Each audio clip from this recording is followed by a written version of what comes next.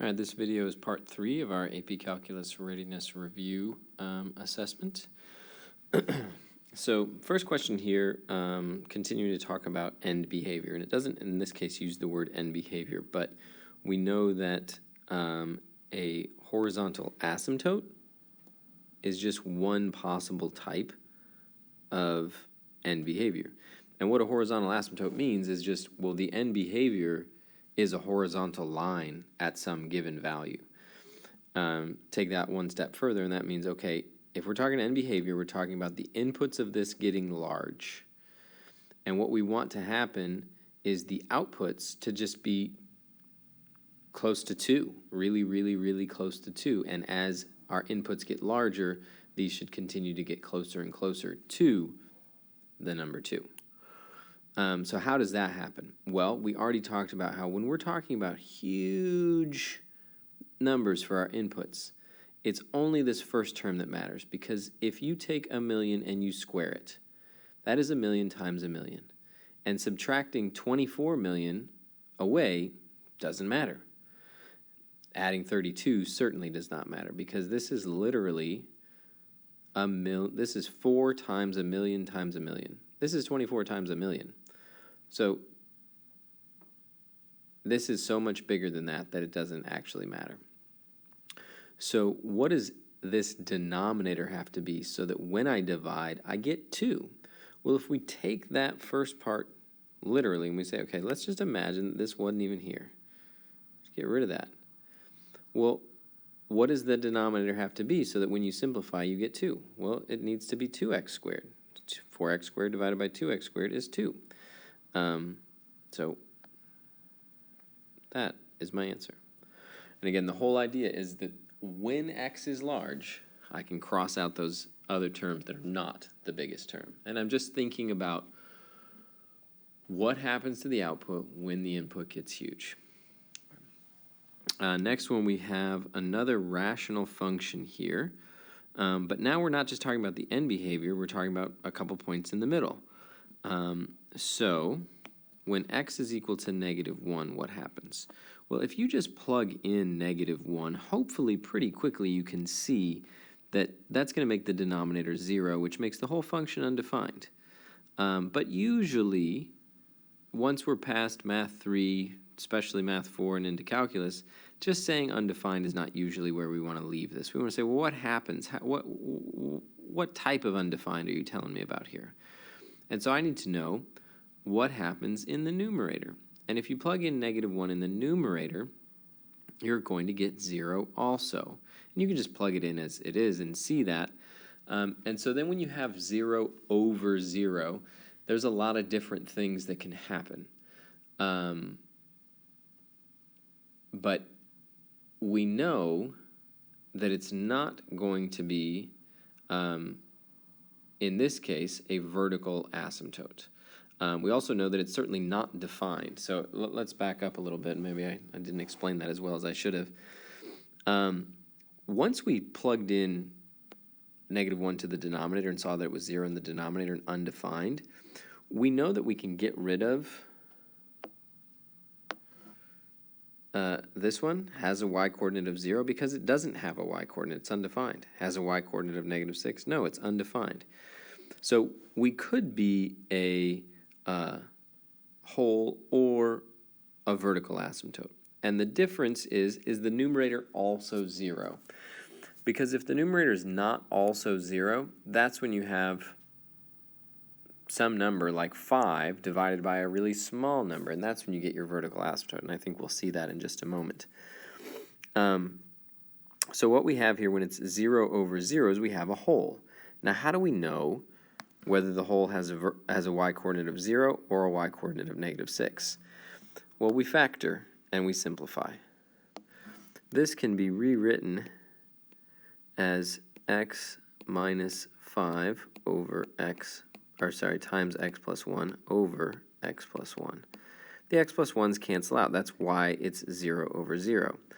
So this function f of x is the same as the function x minus 5 everywhere except for where x equals -1. Everywhere else they're the same. So if I plug in -1 to this, -1 minus 5 gives me -6. Now that's the y-coordinate of my hole. So this one here, I would drag that up and say, okay, that goes there. Now when we plug in 5, 5 will clearly make the numerator 0 because of this. 5 minus 5 is 0. But it won't make the denominator 0. You're going to get 0 over 6. And 0 divided by 6 is 0. So we do, in fact, have, in this case, a y-coordinate of 0.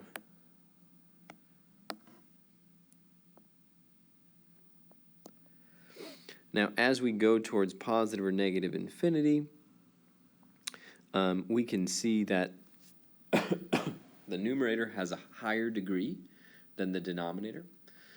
So that tells me that as my inputs get large, and if I go to the right, I have a big positive number divided by a not as big positive number. Well, that's still a big positive number.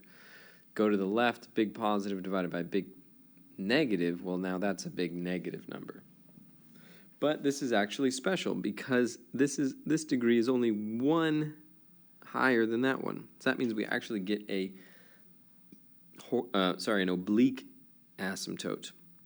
And the way to figure out what your oblique asymptote is to do the long division. And hey, check it out. We already did the long division.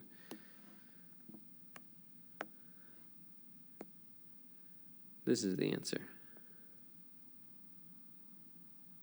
So that's my horizontal asymptote. So that's my oblique asymptote. So that's my end behavior there.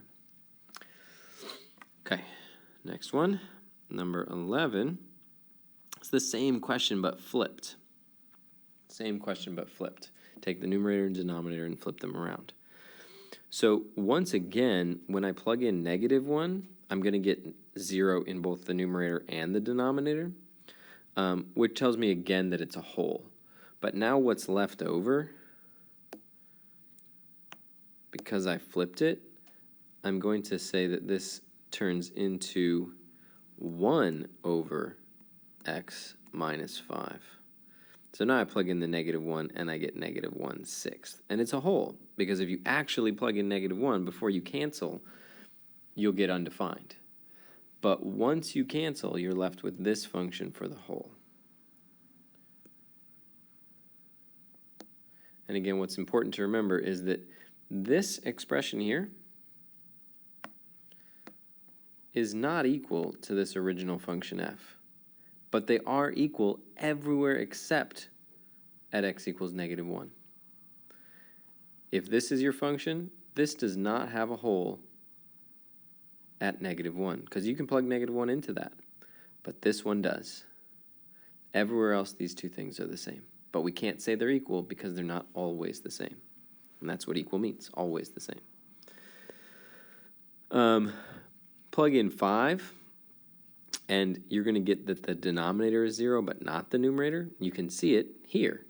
Because again, this and the original are the same everywhere except for x equals -1. So I can just plug in the 5 here. It's 1 over 0. Well, that's undefined. It does not cancel. It's a whole. Or sorry, it's not a whole. It's a vertical asymptote. And again, the reason that it's a vertical asymptote is you have 1 when you think about something really, really close to 5. You have 1 divided by a really small number. That's a big number. So that's a vertical asymptote. So we have a vertical asymptote.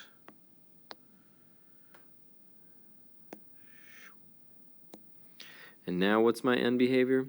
Well, now as x gets really big, the numerator is going to be smaller than the denominator. And a small number divided by a big number is going to be a really small number. 1 divided by 2, 1 divided by 10, 1 divided by 100. The numerator is smaller than the denominator. That means that the output is small. So we're just going to go to 0 in that case. Okay. I think we'll do one more in this particular video. I think this one fits nicely here before we go on to some other problem types. Once again, we have a rational function here, f of x divided by g of x.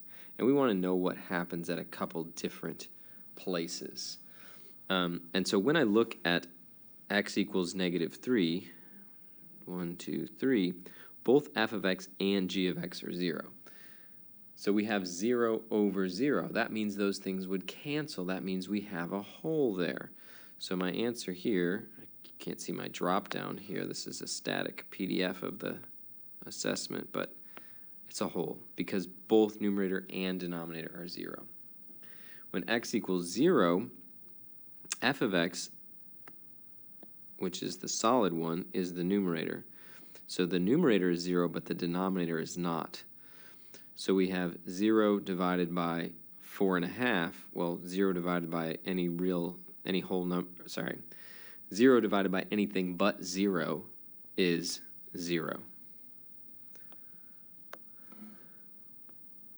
Same thing happens at x equals 2. You've got 0 in the numerator, 2.5 in the denominator. 0 divided by anything other than 0 is automatically 0. 0 divided by 0, we have choices. That's could be a whole, could be something else. Last one here. Now g of x is 0, but f of x is not. So now we have 5 divided by 0, and that's where we have a problem. We have 0 in the denominator.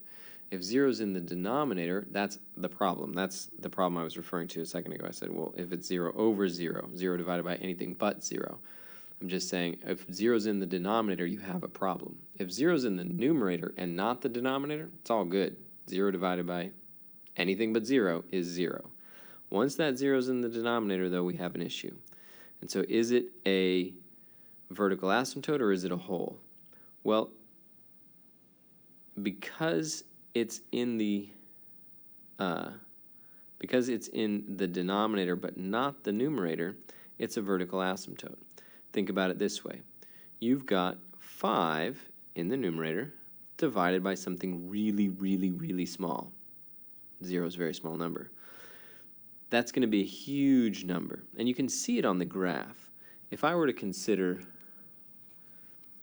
not right at x equals 3, but really close to it, I'd have almost 5 divided by, 0.1. Well, that's 50. And a little bit more than 5 on the other side divided by -0.1. Well, that's -50. You can see that shooting off towards infinity and negative infinity. I'm giving you that vertical asymptote there. All right. That is our third part of our multi-part video series here on the Readiness Review.